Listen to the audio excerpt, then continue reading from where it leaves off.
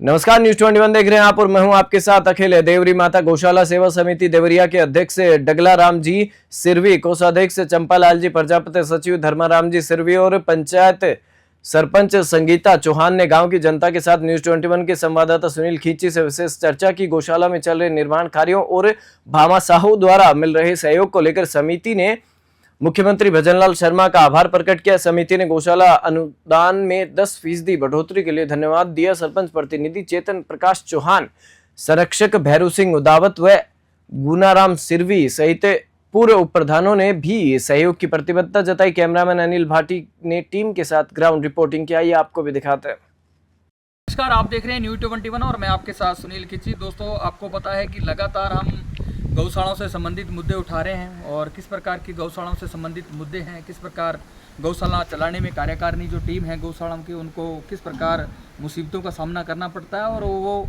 किन मुद्दों को लेकर चिंतित है और किन समस्याओं को लेकर चिंतित है। तो आज हम श्री देवरी माता गौ सेवा समिति देवरिया के अंदर पहुंचे हुए और यहाँ के जो कार्यकारिणी टीम और ग्रामीण लोग मौजूद हैं उनसे खास बातचीत करते हैं कि श्री देवरी माता गौ सेवा समिति देवरिया के अंदर गौशाला के अंदर किस प्रकार की समस्या है, किस प्रकार मुद्दे मसले हैं और उनको चलाने में किन समस्याओं का सामना करना पड़ता है। तो आज हम यहाँ पहुंचे हुए थे गौशाला के अंदर और यहाँ के जो अध्यक्ष, कोषाध्यक्ष और कार्यकारिणी जो टीम है वो हमारी लाइव तस्वीरों के अंदर न्यूज 21 चैनल के माध्यम से हमारे से जुड़ी हुई है।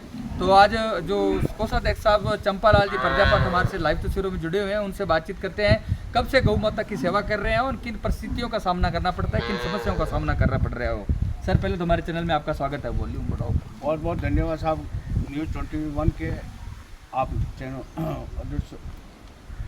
आप कार्यकारिणी और आप पूरे चैनल को बहुत बहुत बधाई है जो आप इस गौ माता के जैसे इस मुद्दों पर हमको बोलने के लिए और समस्याओं को आप सरकार के सामने रखने के लिए प्रेरित कर रहे हैं, आए हैं। आपका बहुत बहुत धन्यवाद पूरी टीम का। चंपालाल जी, सर बात करते हैं कब से सेवा दे रहे हो गौशाला का और इस गौशाला का कब से रजिस्ट्रेशन हुआ है, कब से स्थापना हुई है और सर ये गौशाला जो देवरी माता गौशाला समिति के अंदर किन समस्याओं का सामना करना पड़ रहा है? ये देवरी माता गौशाला समिति की स्थापना तो हुए करीब 20 साल का लगभग हो गया है और मैं यहाँ अपनी सेवाएँ पिछले 3 साल से दे रहा हूँ। तो सारा लेन देन एडजस्टमेंट आप ही संभाल रहे हो? जी सर जी। तो किन समस्याओं को लेकर आप आवाज़ उठा रहे हो? इसमें मेन समस्या तो साहब ये, एक तो ये जो अपने अनुदान मिलता है वो 9 महीनों का मिलता है, तो इसको अगर 12 महीनों का ये भाजपा सरकार कर दे तो उसको चलाने में हमें सुविधा मिलेगी जी। और बाकी एक समस्या ये है कि जो ये फर्श वाला मामला है, जो कादा कीचड़ होता था बारिश में, कम से कम 4-5 महीने गौ माता बड़ी परेशान रहती है उसमें, तो ये फर्श को बनाने में हमारी कोई गवर्नमेंट सहायता करे तो ये मुद्दा है हमारा। सर बात करते हैं कि काफ़ी गौशालाओं में हम गए हैं, हमारी टीम गई है, तो काफ़ी मुद्दे हैं जो उभर कर सामने आ रहे हैं। कार्यकारिणी टीम की एक मांग है कि बिजली, लाइट, पानी की निकासी, पेयजल की व्यवस्था, जो बिजली बिल है वो सरकार वहन करे। हाँ, अभी जो बिजली का बिल है जो हम गौशाला के माध्यम से ही भरते हैं, अगर इसको भी सरकार वहन करे तो हमको इसको संचालन करने में सुविधा रहेगी। कितने गौवंश है आपके पास और कितना सरकारी अनुदान आ रहा है आपका और जन सहयोग कितना हो जाता है, निजी है, किस प्रकार है? अनुदान तो 9 महीने का आता ही है, करीब 400 से लगभग हमारे पास गए हैं अभी, तो उसमें पूरा व्यवस्था बनती नहीं है, इसलिए ग्रामीण लोगों का और जन सहयोग से, गांव के सभी लोगों के सहयोग से ये काम चला रहे हैं, जिसमें पूरे गांव वाले इसमें सहयोग करते हैं, सरपंच, वार्ड पंच और भी जो गणमान्य लोग हैं, चेतन जी वगैरह हैं। तो एमएलए, एमपी, जिला प्रमुख, सरपंच को सपोर्ट मिलता है गौशाला संचालन में? नहीं, संचालन में ये सरपंच की तरफ से पूरा सहयोग मिलता है हमें जी। एमएलए, एमपी का कोई सपोर्ट? एमएलए, एमएलपी का या कोई सहयोग नहीं।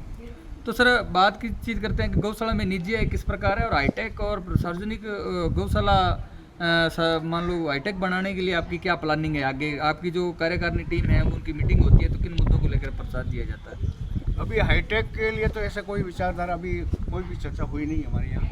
नहीं, आपकी क्या राय है, क्या कहना चाहिए? होना चाहिए ये, अगर उससे क्या है कि उसको संचालन में सुविधा मिलेगी, जैसे कोई भी जैविक खाद है या कोई गौमूत्र को किसी और रूप में परिणत करके कुछ इनकम गौशाला को सोर्स मिले तो इसको संचालन करने में बड़ी सुविधा हो जाएगी। चिकित्सा की किस प्रकार की व्यवस्था है?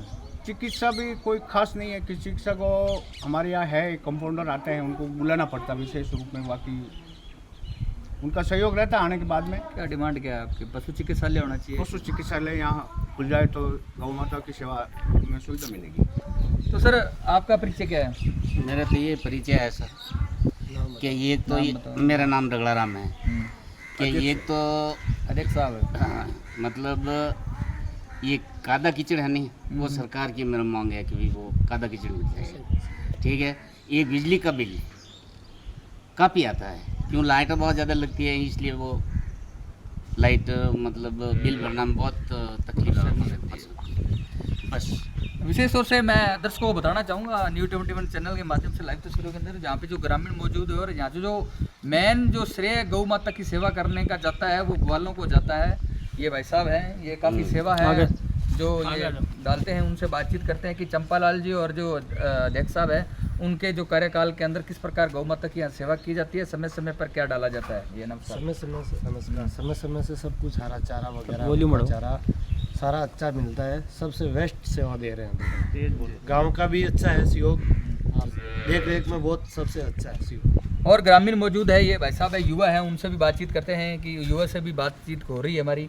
ये तो कैसा काम हो रहा है, विकास हो रहा है यहाँ? काम बहुत अच्छा है, चंपालाल जी के कार्यकाल में और अध्यक्ष साहब के कार्यकाल के अंदर बढ़िया काम हो रहा है। बहुत बढ़िया है। समय समय पर क्या डाला जाता है? ये हरा चारा, चारा नहीं आता तो चारा भी है, ये भी डालते हैं खाने के लिए। बहुत यहाँ भूख नहीं रहती है, फुल चारा पड़ा रहता है। विशेष तौर से सर मैं वापस चंपालाल जी आपके पास आना चाहूँगा कि सर आजकल गौशालाओं के नाम पर धांधलियाँ बहुत हो रही है, भ्रष्टाचार करप्शन बहुत बढ़ता जा रहा है, तो इसको रोकने के लिए आपके क्या समाधान है? इसको रोकने के लिए ये तो गवर्नमेंट जो हमारे को ये ज़मीन गौचर से अलॉट हो रखी है, इसका अगर पट्टा वगैरह कोई हमको मिल जाए तो उसके माध्यम से दूसरी जो किसी और जैसे एमएलए एमपी या कोई और डिपार्टमेंट से सहायता मिलती है वो उसको हम प्राप्त कर नहीं, सकते भ्रष्टाचार गौशाला के नाम पर आजकल भ्रष्टाचार बहुत, करप्शन बहुत होने लग गया है, उसको रोकने के लिए क्या प्रयास है आपका? धांधलियाँ बहुत होती है आजकल गौशाला को लेकर, और इसमें तो बिजनेस बढ़ा रखा है लोगों ने। नियम में पारदर्शिता लाई जाए और गवर्नमेंट इसमें सहयोग करे भ्रष्टाचार को रोकने के लिए। ताऊ जी क्या कहना चाहोगे?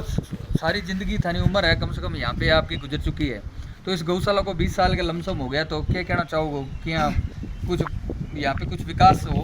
विकास भी है और हमारे मतलब 10-12 मेंबर ऐसा कार्यकर्ता हमारी एकता है और बैठने मीटिंग भी करता है और भगवान की दुआ से कुछ गाँव में आता है, कुछ बाहर से ये हमारे डगलाराम जी है चौधरी साहब, ये भी बारू मद्रास में बेंगलुरु लाते हैं। अनुदान लगता है।